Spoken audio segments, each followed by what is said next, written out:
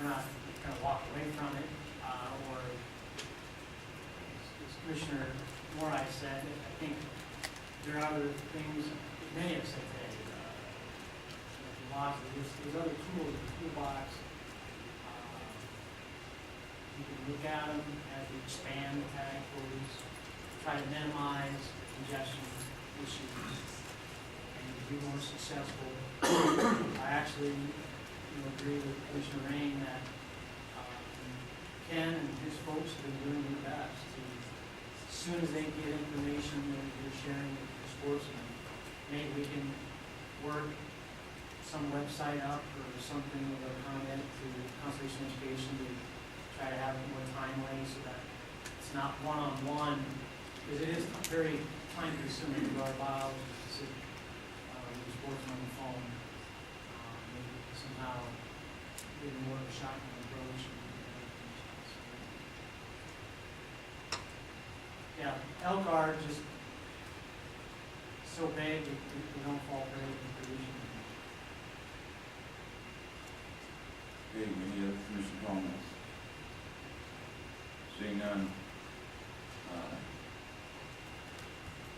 let's go to public comment. AJ?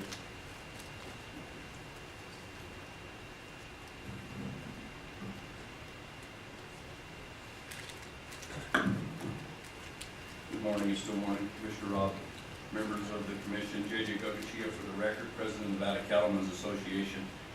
Mr. Rain alluded to the fact that I may give you a little insight on where we are, where we are with landowners. Most of the testimony you heard this morning, I think, tells you where we are with landowners. We have a big problem, especially when we get into Area 6 in those units. 850 is the estimated population in there today. That cap was set at 500, and it was set in good faith. The fires that go through there, they have created a great habitat for the elk. Unfortunately, they are thriving at a rate beyond what we are currently taking out, as Ms. Lane said, with our human predation, for lack of a better word. I was just crunching some numbers, and it's funny you put your comments together, but until you get here and listen to what everybody says, you don't really know what you're going to say. Mike says that they hope, I believe it was Mike, might have been King, said they hope to get down to 672 elk in that area, for example, 6 this year if they're successful. In my cowboy math, if we have 850, and I just did some rough numbers, we're going to put 130 replacement elk, replacement heifers, if you will, back into that bunch this year, just because of how far over the cap we are. 60% calf crop, and 130 of those have the potential to come back and be cows. We're not going to gain that 50 cows a year in areas like this. I understand the need for a quality hunt. I'm not up here to say I want the sportsman to not have a good bull.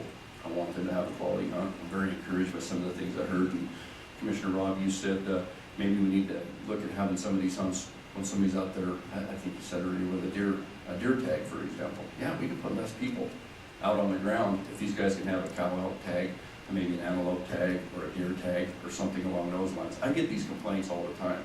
We have guys coming through, I'm out here hunting mule deer, and all I see is cow elk. I think that they would be a pretty successful hunter in eliminating some of those elk. It does not take away from the bull hunts and from the guys that want that quality without being run over. The landowners are going to stand by our commitment to do what we can do. This is multiple use. We are not anti-wildlife by any means. We like to have the wildlife. But we would encourage this commission and the department, Mr. Wasley, to please honor those agreements. Because as Pete alluded to, when they were entered into, we received a lot of pressure in the industry. Why are we allowing these out to come in? We're going to have a population that we can't control. And we're starting to see that in some areas. Elko's one, White Pine County is not going to be far behind it. Please start working in the right direction. I don't know if a 10% increase is enough in these cows, a 20, a 25% increase perhaps. Let's try it. We can always adjust these quotas the other way if it doesn't work, but if we don't start moving in the right direction, we'll be back here next year and the year after, and this problem's going to get bigger and bigger. Thank you. Before you sit down, yes, sir. I have a question for you. You just recognize for everybody in the room that what's proposed this year is not going to solve the problem. Yes, sir. And it's also recognized that the hunter congestion doesn't only impact the quality of the hunt, but it also does impact the private landowners and everybody that utilizes the range. So it has an impact on you when we have a ton of hunters out there also.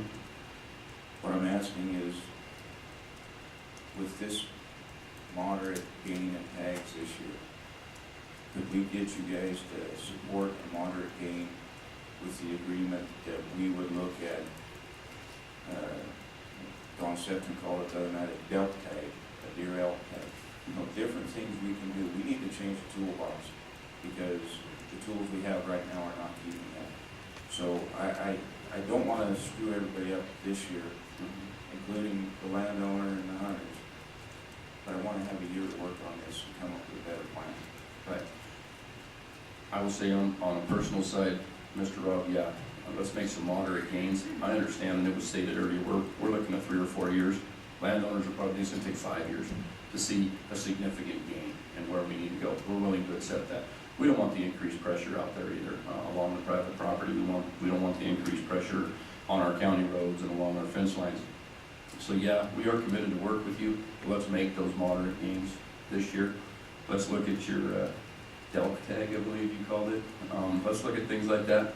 You know, let's look at, you can hold 2 tags in the same year. Maybe you can have a bull and a cow tag at the same time. That doesn't hurt anything either. Those guys that are out there hunting bulls, they're hunters. They want to get out there and they want to take an animal, and they'll take a cow. Okay, thank you. Another question? Yes. Is there any specific units that you guys come up with that appear significantly low? Or groups of units that appear low with proposed quotas this year? Sure, Commissioner Rain, most of the ones that we are concerned with are in area 6062, 66, 67, through there. Those tend to be the problem. And again, those are on that Idaho border. And we're seeing some elk move into Idaho in the wintertime, and these ranchers are out there every day. And so when we do a census, there's a lot of cow elk on the Idaho side, and then they come back to the Nevada side. And you know, and I know our bull ratios, I believe, and correct me if I'm wrong, I think we have like 94 to 100 in one of those. But you know, that might be a little erroneous as well. I don't know how many cows are coming back and forth from the Idaho side, and I'd be curious to hear, you know, when we count those, do we take into account that, and are we sure we're not getting some cows moving back and forth? There's a lot of those out there on that Idaho-Nevada border. That Murphy Complex fire, for example, and the fires again last year in the Tuscarora area, they're just going to continue to create better and better habitat. So that is where we're really concerned about the issue today. So an increase maybe 10% over the proposed quota, more than that in those few units? Yes, Mr. Rainax, I believe closer to 20% may help there. That's one that we're 350 over based on our census. If we can use that as a model, and let's see where we go. And if it works, then we can apply that everywhere else in the state. If it doesn't work, we can come back and readjust it. Maybe a 20% in our antler list there would really help. Again, I don't want to get into the antler. I understand that the guys and the sportsmen, and I've heard that testimony, they want that bull, and they're afraid we're going to start getting into our 3- and 4-year-olds, and they're not near the quality. I also understand we're going to have some broken bulls, and that's a balancing act for us to do. But I would like to see a 20% increase in antler list at least there. So 062, 64, 66, 67, 68. Yes, sir. Would that include 61 and 71, or not? We did not have those discussions, but I would leave that up to you. We didn't have those discussions within the association on those two. Okay, that's what I need to know. Thank you. Any other questions? Thank you. Thank you. More public comment.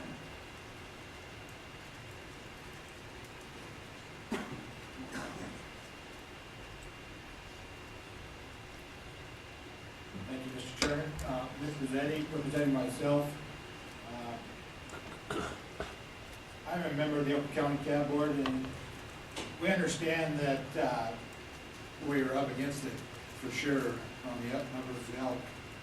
And that's why we made a recommendation to increase the cow tags 10% above the recommended quotas by NDOW. But I do have a little bit of heartburn on what we're doing with the bulls. And mostly my heartburn comes in 076, 077, and 081 in that bull hunt. If we go there and we look, we have a 113% increase in the bull tags and 110% in the 2 different hunts this year. But when we read what we saw our bull to cow ratio, it's only 26 bulls per 100 cows. And even if we didn't see them all when we flew, but the chances are in those units we did, because it's burned a lot. There's not a lot of cover for these elk to hide in. Yes, some might go into Idaho and some might go to Utah, but that bull to cow ratio is not that high. And in my mind, it does not call for such an increase of 100%. So that was my biggest concern there. Yeah, I understand we're up against it as far as it comes as the quotas on our caps. But when we re-looked, we also, in that unit, in those units, we give 38 landowner incentives tags, which is the most, in Elko County. And I understand our bull to cow ratios in areas 6 and 7 are extremely high, and we're well above the cap. But in this area, our bull to cow ratio is much lower, and we are giving landowner incentive tags, and a lot of the landowner incentive tags in Elko County are in these areas especially. And some of the ranchers, the smaller ones in there, they get 1 or 2, they rely on the income from these incentive tags. $8,000 to $10,000, $12,000, whatever they can get for it, they rely on that income as a part of their grazing programs too. So that needs to be remembered. If we go in there and we harvest an additional 113% of bulls, that was there, and we already are running a little bit lower bull to cow ratio, this will have an effect on the quality, and it's also going to hurt them. But as far as the cows go, from a personal standpoint, we need to start getting them in check, and we need to start figuring out ways to do that. And I heard a lot of great comments that were said here today to do that. Thank you very much.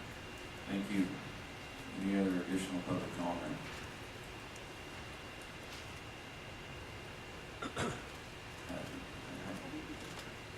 I'm going to look at a couple of you.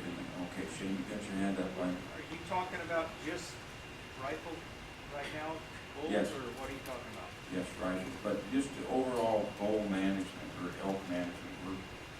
We need to talk about elk management to figure out what we're going to do with quotas. And you, Dr. Lang.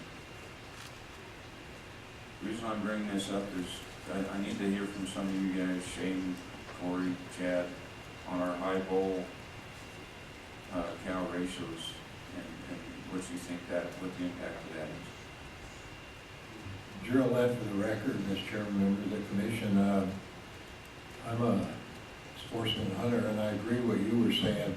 We got to come up with some new concepts on hunting, like a bull cow or something. But I also agree with what JJ was saying, and what I think Commissioner Rain was saying. I think we got to take one area like this and make a big change in it with a mandate that the biologists really get the data, work it over with the landowners, the cattlemen, and let's try one area as a research area and increase it like we were talking about, and just follow it for a year and see what happens, because the fires have really created ideal breeding grounds. But that would be an excellent way to show cooperation that we're trying as hunters and sportsmen and the commission to work with the landowners to do it. And instead of doing it through all the areas, pick out 1 or 2 areas that really monitor it and make reports come back so we can have some better data for next year. I think that'd be an ideal compromise for everybody, like JJ said. Thank you. Thank you. I'm going to have a question of our day. We are talking about quotas, and that's our agenda item, but we're getting a little deeper into the weeds about how to manage elk. But I think it's a relevant conversation, and if we stop overstepping our bounds, we step in. But we're talking about bull elk right now as a thing on the table, but I think we need to talk about elk management. We have to get there. So if you see me getting past where I can be with this agenda item, please pause me. But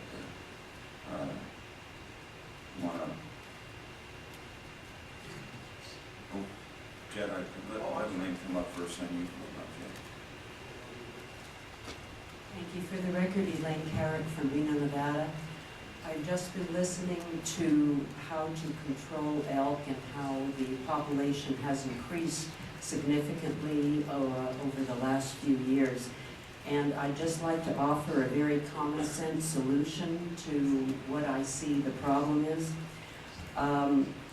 One of the tools that's out there that you could use more is keeping live predators There's been too much indiscriminate killing of predators, and I feel that a pack of coyotes or a mountain lion could very easily take out calves. And I think that perhaps if there was not so much indiscriminate killing of these coyotes, we can take a balance of nature and maybe help solve part of this problem. Thank you. Thank you. Kevin?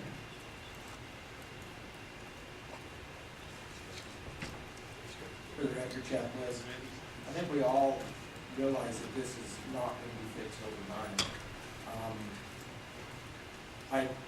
With some of our populations, if I understand, are growing by 15% each year. If we reduce cow numbers down, the sportsmen are still going to want to have that good quality bull hunt. So there's no way around that our bull ratio is going to go up. If we can find a balance so we can have running around that high bull ratio, if we can find a balance with a cow number that will stabilize the growth of each of those particular herds, that's what we may have to go towards. But then the problem comes in if you come in, you got a lot of bull mortality through the rut because there's so many bulls for a very few number of cows. I think you're gonna kind of solve one problem, then in a year or two there's going to be another additional problem. But I think we can get to that point, but it's going to take more than 3 or 4 years to find that perfect balance.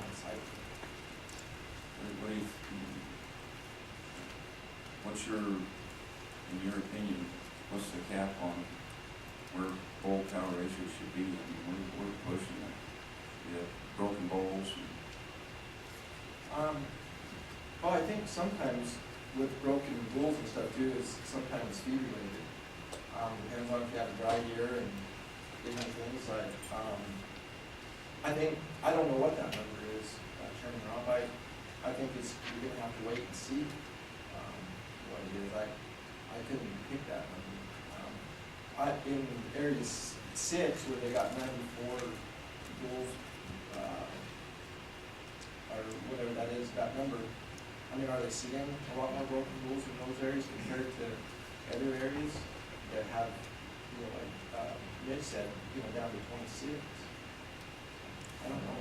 I think you're gonna have to feel this out as it goes along. Okay.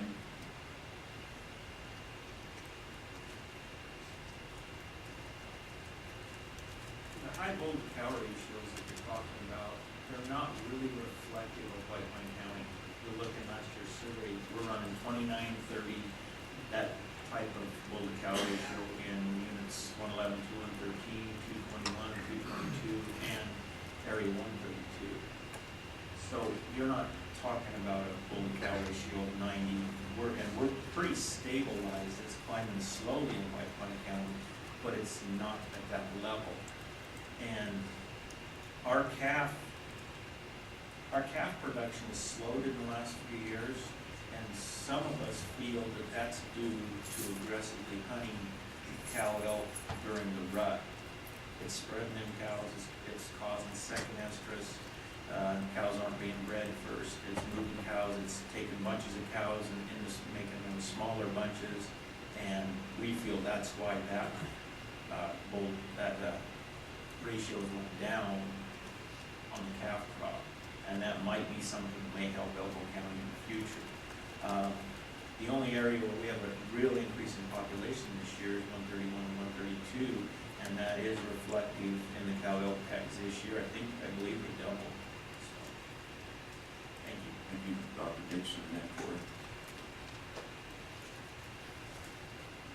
For the record, Paul Dixon, I know in years past, Chairman Ron, we've had discussions about, we were worried about bull numbers climbing, and I don't know what the exact, for elk, we talk a lot about buck-to-doe ratios, but for elk, bull-to-cow ratios, what are optimal in the system, and you need breeding and stuff, because bull elk do have such large harem that they carry sometimes. We'd actually talk about raghorn or, a spike depredation hunt or something to reduce some of the numbers. And we never went anywhere with that really. And I kind of wonder why, because it seemed to me to be a depredation, or you could put in a hunt like that, and you could dramatically change the numbers. Remember, a spike is going to be, for all essence, for people who like to eat elk, it's as good eating as a cow. In most cases, you shoot a couple little cows. So the point being is that why are we not using that as an extra? Thanks. Thank you. Corey?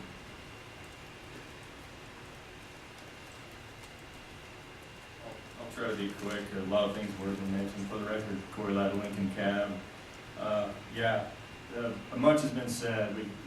We're trying to think outside the box on this. And I can kind of relate to it down in Lincoln, where we deal with the Utah influx and a very conservative system that they have in the Southwest Desert Unit. I've worked with Mike, and we've gone over the spike hunts, we've gone over the management bull hunts, which would be 5 point or less. We've gone over all these different things with ideas. We're just on the fringe there on that high bull to cow ratio, while trying to maintain those herd objectives. I think Dr. Lent, alluded to it. If we can take a unit or 2 units or 3 units and try to focus on those and try some of these things for 2 or 3 or 4 or 5 years, while keeping the system going elsewhere, I think maybe we can get some good information on that. 231, prime example, JJ alluded to it as well. Since like the early 90s in 231, we've had 40,000 acres of PJ basically burned. And so that's just given, it's just a great tool to increase these elk numbers. And so we're battling that as well. And so there's no answer. I don't have an answer. I don't have an answer on the bull to cow ratio. I know ours down in Lincoln County have been extremely high in 231 for several years. This year on the surveys they're a little lower, but we just think that's a matter of 1 or 2 storms and a survey. So we still think they're high. Some of our numbers and our quota recommendations will reflect that. So that's about all I have to say. Let's try some new things in some of these areas. Okay, thank you. Shane, we're not going to make a habit of going back twice this time. I knew you'd say something. One other small thing on our white pine units, we have huge expanses of wilderness now, and it's our belief in the future, the only way you're going to kill cows is to come up with some kind of a wilderness-only hunt for cows and force the people to go where the cows are. Because right now the cows stand on top of Grafton and look down at the people driving around at the bottom.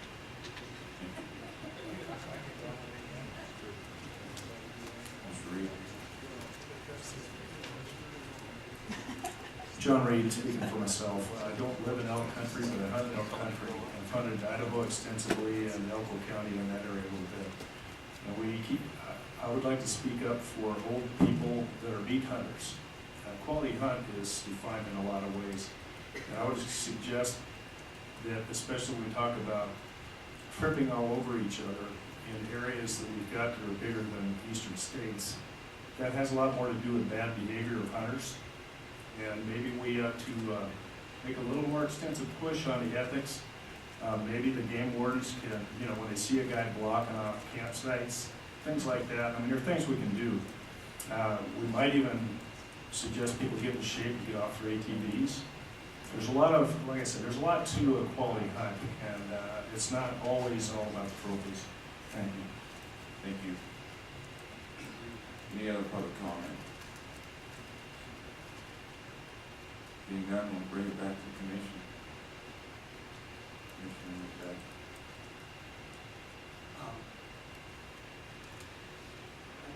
I'd like to get a little bit more information, maybe the chief can answer my question, but sit here and listen to this.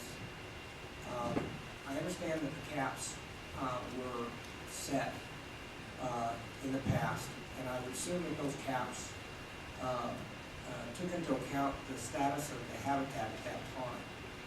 And now that we have had these fires and the habitat has improved, for the elk, I would assume that it's probably improved for the cattle as well. The experience that I have with these fires, I hunted, before we started hunting elk in Nevada, we hunted in the south border of Yellowstone. And in 1988, there were massive fires in Yellowstone. Took out millions, thousands and thousands and thousands of acres, if not millions. I mean, it was a massive fire, if you remember. And the good that came out of that fire was a substantial increase in the habitat and the explosion of the elk population. And so, I know they don't have a lot of cattle in that country, because it's wilderness and park and whatnot. But I'm curious as to where we stand with the cattle, where we stand with our public land agencies in this country with regard to AUMs. Are they bumping them up? And I want to understand if we have a problem, or maybe, is the cap, maybe somewhat arbitrary given our current situation. Mr. Chairman, if I may. Yes. Mr. Macbeth, thank you for the questions, and those are excellent points. In short, yes, fire increases habitat, increases feed, but we do not see an increase in AUMs. In fact, quite contrary, we see a decrease in AUMs with fire, at least in the short term, and oftentimes in recent years, that turns into longer term decrease in AUMs. So what you have is allotments that are closed to grazing for at least 2 growing cycles, sometimes longer. So you see an increased pressure of domestic livestock on our private property, on our private holdings, as we wait for the permission to go back out and utilize our AUMs. As these elk herds increase, and we get into what, if we have a winter and we have 1,000 or 1,200 elk in an area, they also tend to come to our private properties, haystacks, where hay is being fed. And so we concentrate these elk in those private areas, and that is becoming a problem. If we could somehow work with our federal land management partners, and when we burn, like Corey said, that down there in Lincoln, can we burn PJ? That's not good cow country when it's PJ, it's not good elk country when it's PJ. But when it's no longer PJ, it's great habitat for both.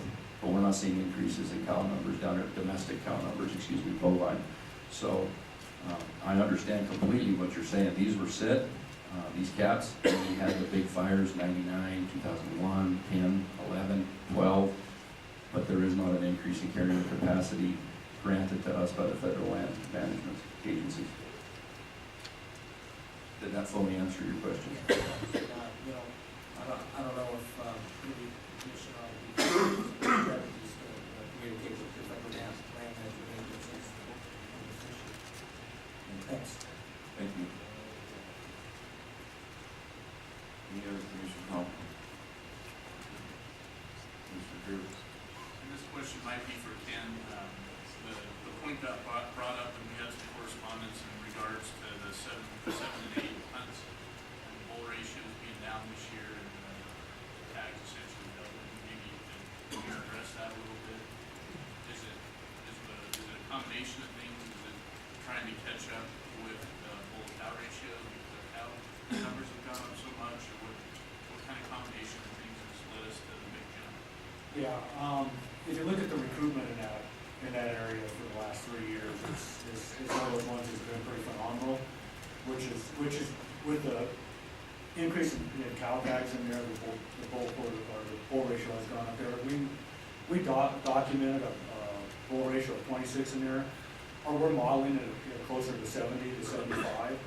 I actually flew with Kerry in that area, and it's just, we're flying over into Juniper, and it's like bull track after bull track after bull track. It's just, when you really realize with bull ratios, we really don't get good bull ratios out of the helicopter.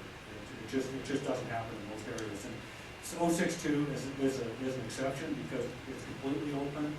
This last year we had excellent snow cover that allowed us to really kind of find out. When we see bull tracks in 062, we can stay on until we find a bull group. I also, since I'm up here, I might respond to, I think it was JJ that was talking about the elk going into Idaho. This last year we attempted to collar 3 elk, working with John Jackson out there for the Pecan Ranch. We went out there and collared 3 elk. Unfortunately, the collars, something happened mechanically with them where they're not working right now. But we do fly all the way out into Idaho, and classify elk, especially in 061. In the wintertime, sometimes 70% of our elk that we're estimating, we will be flying and picking those elk up in Idaho, so. And one more correction, maybe I might just mention your question, Grant. If you look in the book, you know, we're combining 062, our 072, 073, 074. And so the population estimates that I gave you were just for 072, the objective. Didn't include some of that stuff in 074. So the numbers, if you look at them just on that face value, they're a little different. Commissioner McBeth. I want to just follow up on my question that Mr. Chia answered. It sounds that with the fires, we've had an increase in the habitat for the summer range, and it's conducive to the production of the elk, calf ratios are up. And he indicated that they're getting pressure on the private lands, and so that, in my mind, means that we've got potential limitations on the winter range for elk. And so would you speak to that, where we are with that, if there's any strategies or anything that we could be doing to increase our winter range? Right, and this past winter was really the first winter where we really saw some real private land damage and due to elk. It was a really dry summer, a really bad winter. But when you really look at it, of the 14,000 elk or something we have in our region, we could really trace it only to about 250 elk that were actually causing damage. So what are we doing? We're going to be fencing IL stackyards, all the stackyards that were impacted. We're going to go out to Boulder Valley and fence stackyards. We threw the emergency depredation out there that almost instantaneously solved that problem in terms of damage. One of the areas, that Lackey's area, where we had that chronic private land issue, that's some of the areas that you guys put that one of those depredation hunts in, so we're hoping to run out completely out of that area. Most of our areas, big areas, 062, all those areas, the burns have also increased the winter range for elk also. So we really don't think that our elk are limited by winter range right now. They're limited by our population objectives, and we intend to abide by those population objectives. So one additional question that popped in my mind is that if we're going to be taking these elk out and if all private management agencies are going to put cattle on the range, and with this new, with the post-fire vegetation, are we getting in a situation where we could have potential other fires that could be even worse damage to the range, and bringing back invasives and all of that? Where do we stand on that? What is the fire risk if there's not sufficient animals on the range to deal with the increased forage? Yeah, I don't really know how to answer that question. We seem to, in Elko County, we just seem to be burning everywhere. It seems like areas that we have moderate calibration on, we're burning those areas. For whatever reason, we're just into this pattern where we just can't stop burning almost regardless of the situation out there. So obviously there's some opportunities out there to use grazing animals to reduce forage out, fine fuels and cheatgrass areas especially. Case by case. Thank you. Yeah, Commissioner Ring. It's about time to review a few of the cap suggestions, although I do like some of the previous suggestions. Obviously not all we can do about today, but I believe that perhaps for longer term solution to some of our issues, a proactive stance on behalf of part of this commission to be proactive and recommend increases in AUMs in many of these units where we're seeing productivity is a reasonable thing to be doing. Always make recommendations, and it should definitely be done from the department in the appropriate areas. And that might resolve some of the issues, but definitely some of the wildfire issues has great potential. But we don't have any CAB recommendations that I saw here for 4151. We do see 4156, Churchill County made a recommendation from 8 to 15, and then we'll probably take all three of the hunts at once. So the antlered longbow hunt 4161, Churchill County's recommendations. We have Lincoln and a white pine. I really didn't quite understand the white pine, what unit that was for. So if we could possibly have, if the counties want to support anything further of what they've recommended here, and then if the department has any problems with those recommendations. What comments on them? Kevin? Kevin Strozzi, Mack County Cab. Just to speak to Hunt 4156, the resident elk antlered muzzleloader hunt. Nye County Advisory Board, we went with Indal's Rex. We thought everything was good. I just want to, we should be aware of this muzzleloader hunt, you know, is the rut season now. So we want to watch Churchill County recommended increase in those tags, but even though that's muzzleloader hunt now, that's still going to be 100% success most likely. So we want to watch putting too many tags out there in that hunt, because now the first rifle season is taking the place of the old muzzleloader season, opening October 22nd, and that's going to be a very high success rifle hunt as well. Thank you. Orange?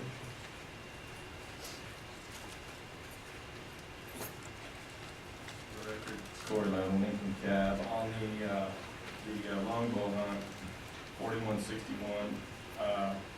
In 221, 222, the recommended quota was 7, and I think that had something to do with the array. There was a really high success there last year on that archery hunt. It's a smoking good hunt. We just felt that we should increase that quota by that much, just based on the opportunity and the quality that's there. So that's what we want. James?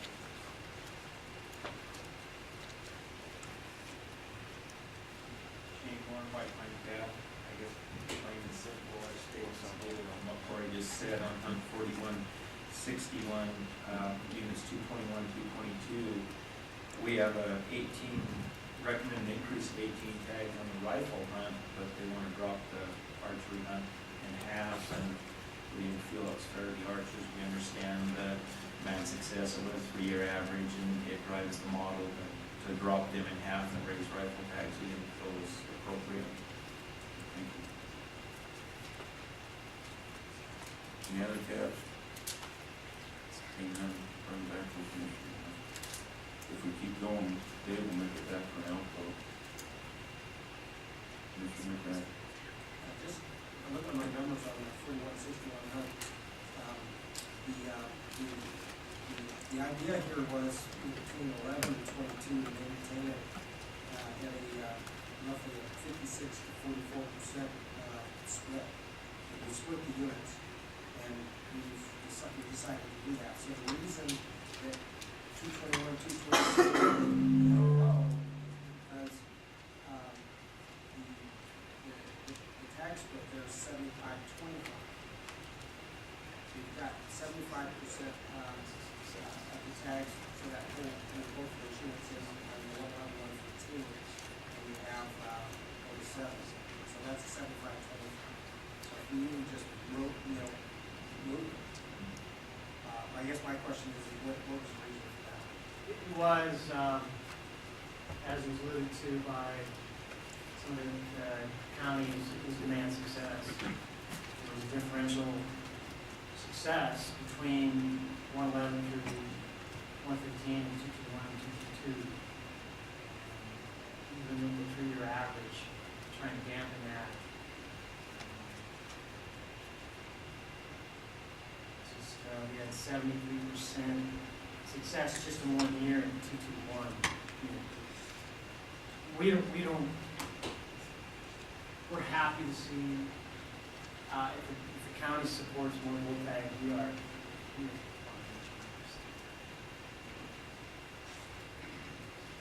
Ms. Green? I'm about ready for motion, so I'm ready. Move to approve hunt 4151 as presented by the department. No changes. 4156. No changes. 4161 as presented by the department with the change of 221, 222 to 14. We were gonna, those ones, we're back on 4156. adjusting the, I'm thinking the motion will be to adjust the 161 and all the rest of those up on a moderate amount, so say 11. Split difference between the county's recommendation and the department. Make a motion.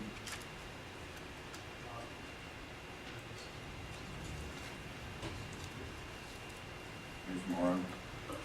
Which unit were you wanting to go on, 161? 161, 164, 171, 173. One that we had recommendations from Churchill County to raise it up to 15. So instead of going all the way to 15, we'd split difference and put it down to 11. And still, Commissioner McBeth? Motion is second. I haven't heard a second. Okay, I'm sorry. Okay, well, so this is the situation I think where we have, the cab, Knight County saying keeping it at 8, and then Churchill County keeping it at 8, and bumping it up to the higher number. Is that my understanding?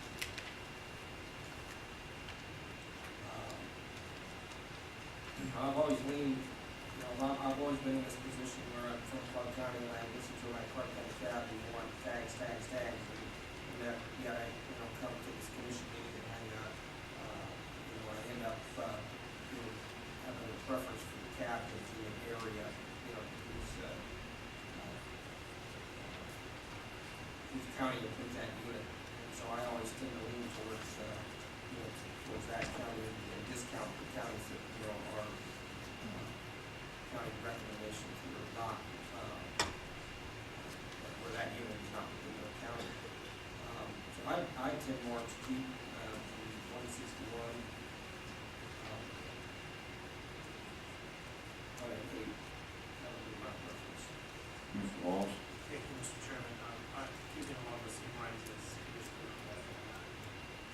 Also, at my Esmeralda cab meeting the other night, the biologist was there, pronghorn was there, and he kind of explained the slippery slope on that, by increasing that, and the next year we would rotate it to archery season, and then archery season, we're going to want, we give them opportunity, we're kind of on a slippery slope, and we want to do something, I think, so I can't support the motion.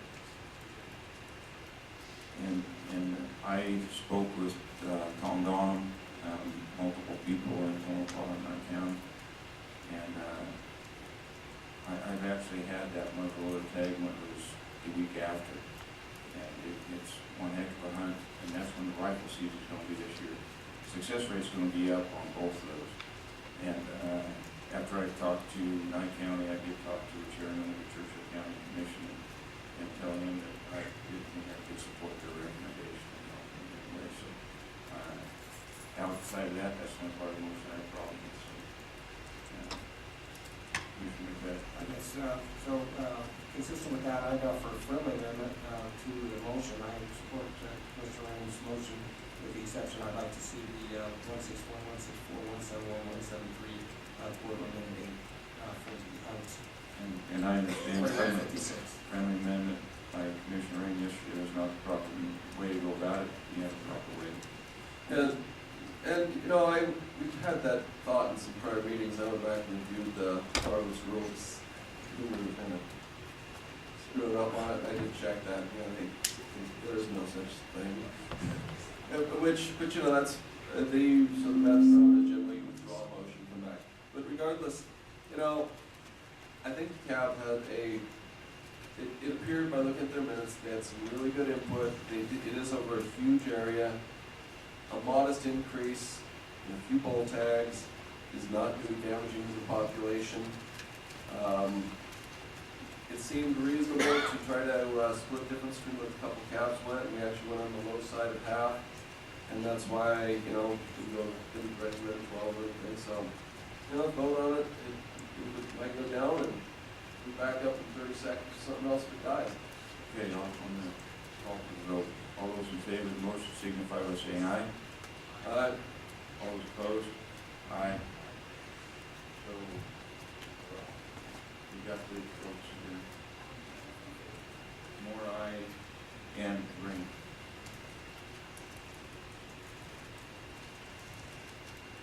Ready for me? That said, I'll make another motion to repeat everything in the previous motion, however, leaving all hunts in 4156 as they are presented by the department. We have a motion. We have a motion by Commissioner Rain, second by Commissioner Wallace. Any further discussion?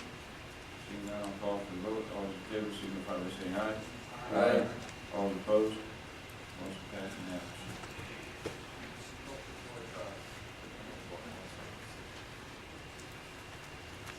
It's 11 o'clock, we've been in here for a while before we go on the couch, but realize we get a nice center on it too. Let's take a 10-minute break. We'll come back at 10 after 11.